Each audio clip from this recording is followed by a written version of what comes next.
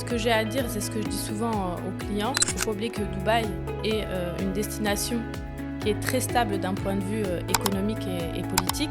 Et ce qui est assez drôle, c'est que souvent ces haters donc, viennent de France très principalement, en grande majorité. Et donc, ils tiennent un discours qui, pour moi, n'a aucun sens parce qu'aujourd'hui, à Dubaï, on peut le dire, il y a un plan économique qui est établi jusqu'en 2040, le fameux plan Dubaï 2040. Et quand tu regardes un peu ce qui se passe en France, et ça je le dis à chaque fois à mes clients, en France, ils ont carrément du mal à établir un plan économique sur un an. C'est-à-dire qu'aujourd'hui, en tant que Français, tu n'as aucune visibilité claire et précise de ce qui va se passer dans l'année qui suit. C'est-à-dire qu'au départ, à la rentrée, ils arrivent tout beau, tout mignon, en costard-cravate, et ils annoncent le fameux plan économique que la France va suivre.